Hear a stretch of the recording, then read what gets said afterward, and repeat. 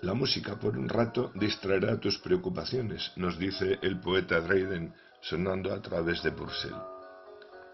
El nuevo estilo que floreció en el declinar del siglo XVI utilizó unos recursos atractivos y valiosos que refuerzan el poder terapéutico, conmovedor o lúdico de la música.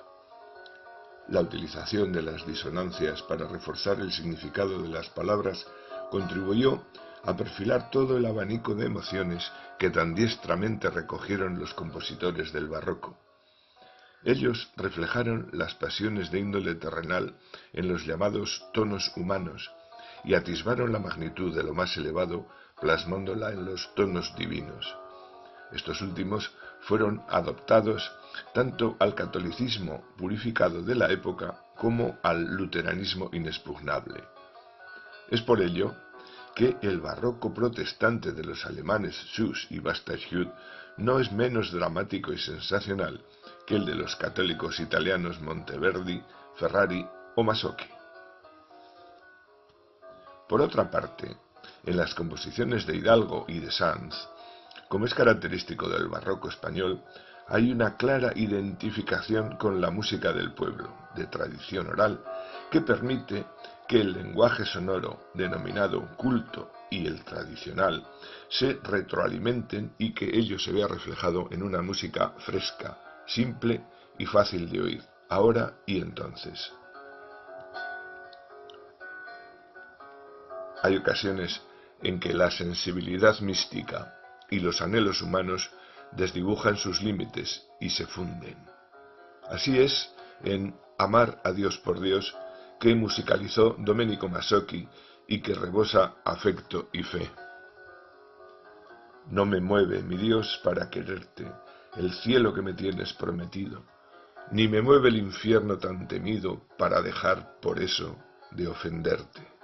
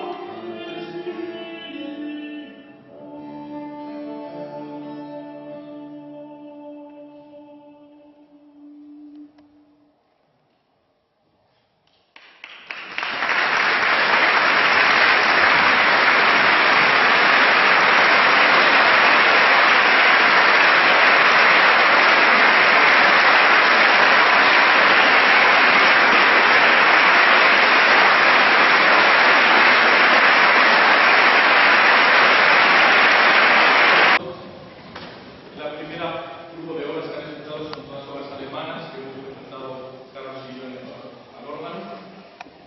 Se hacía en una época que se cantaba desde el órgano, donde la elocuencia a la hora de poder convencer al creyente de las virtudes del buen cristiano se implementaba sobre el texto y sobre las articulaciones. La primera obra que han escuchado es un grito de ayuda a Dios para que le ayude a practicar durante los ciegos. Y la segunda que han escuchado es un lamento de Ude, que escribió para la muerte de su padre, que él mismo compuso el texto. La tercera obra que han escuchado es un canto de aleluya, que no se podía entender en cualquier idioma, ¿verdad? Y la última, por un error mío personal que lo asumo, no es una chaqueta de Ude, es una chaqueta de paz.